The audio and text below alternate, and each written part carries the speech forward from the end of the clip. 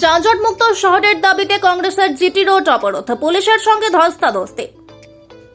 আসানসোলকে যানজট মুক্ত করার দাবিতে শনিবার হটন রোড মোড়ে জিটি রোড অবরোধ করে বিক্ষোভ দেখায় ভারতীয় জাতীয় কংগ্রেস। অবরোধের জেরে কিছু সময়ের জন্য যান চলাচল স্তব্ধ হয়ে যায়। খবর পেয়ে আসানসোল দক্ষিণ থানার আইসি বিশ্বজিৎ হালদারের নেতৃত্বে পুলিশ পৌঁছায়। অবরোধ তোলাকে কেন্দ্র করে কংগ্রেস নেতা কর্মীদের সঙ্গে পুলিশের বাকবিতণ্ডা ও ধস্তাধস্তি শুরু হয়।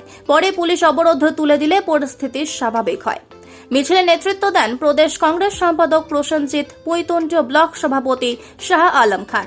কংগ্রেসের অভিযোগ, তৃণমূল নেতাদের মদতেই শহরে যানজট বাড়ছে। টোটো চালকদের নির্দিষ্ট রুট দেবার দাবি জানিয়ে দ্রুত সমস্যার সমাধান না হলে বৃহত্তর আন্দোলনের হুঁশিয়ারিও দেওয়া হয়।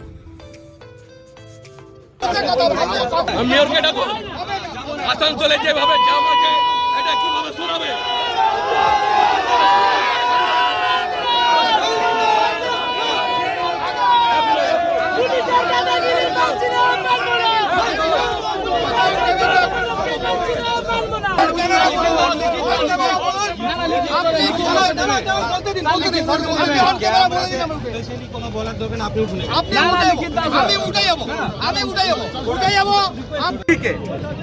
দুর্বিষহ পরিস্থিতি, জাম।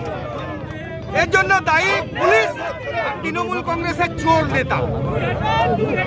আপনারা দেখবেন চারিদিকে আসানসোল শহরকে চারিদিকে এই তৃণমূল নেতাদের মদতে ব্যাঙের ছাতার মতো ফুটপাত দখল হয়েছে। এর জন্য দায়ী কারা? তৃণমূলের চোর, যারা 10 টাকা 5 টাকা প্রতিদিন নেয়।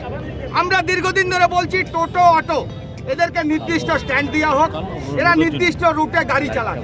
কেন হচ্ছে না?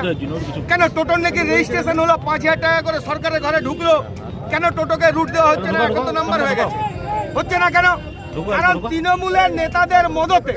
আপনারা দেখবেন এখানে কিছুদিন আগে একটা ঝামেলা হয়েছিল, তারপরে কয়েকদিন এই হটন রোড খালি হয়েছিল। আসানসোলের বিধায়ক মন্ত্রী মশাই উনি এখানে হটন এই বাস স্ট্যান্ডের মিটিং থেকে বললেন রোজগার দিতে পারছে না, রোজগার বন্ধ করতে আসছে। তা আপনারা 15 বছরে আসানসোলের বেকার যুবকদেরকে রোজগার দেননি কেন? কেন আসানসোলের বেকার যুবকদেরকে টোটো অটো চালিয়ে খেতে হবে? কেন তারা কোনো কারখানায় চাকরি পাবে না? কেন তারা বিভিন্ন ইন্ডাস্ট্রিতে পাবে না সুযোগ? কারণ আপনারা কিছু করেননি। আপনারা বেকার যুবকদেরকে টোটো অটো নিয়ে দিশা দেখাচ্ছেন। এরই বিরুদ্ধে আমাদের আওয়াজ। আজকে হসপিটাল যেতে গেলে অ্যাম্বুলেন্স আটকে যাচ্ছে। মাধ্যমিক পরীক্ষা শেষ হলো, উচ্চ মাধ্যমিক চলছে, তাই আমরা মাইক বাঁধিনি। আর আজকে দেখেছি উচ্চ মাধ্যমিকের কোনো পরীক্ষা নেই, তাই আমরা রাস্তায় আজকে বসেছি। আজকে পরীক্ষা নেই প্রশাসনের ঘুম ভাঙাতে। এই পুলিশ, এই তৃণমূলের চোর যারা ডেলি টাকা তোলে তাদেরকে নিয়ে মিটিংয়ে বসছে। যে চোরগুলো, সেই চোরগুলোকে নিয়ে মিটিংয়ে বসে বলছে জ্যাম ছাড়াবো। এভাবে হয়? একটা নির্দিষ্ট পরিকল্পনা নেই। পুলিশ তো এখানে পা চাটা কুত্তার মতো ভূমিকা, তৃণমূল নেতাদের পা চাটছে। আপনার নাম? আমার নাম প্রসেনজিৎ।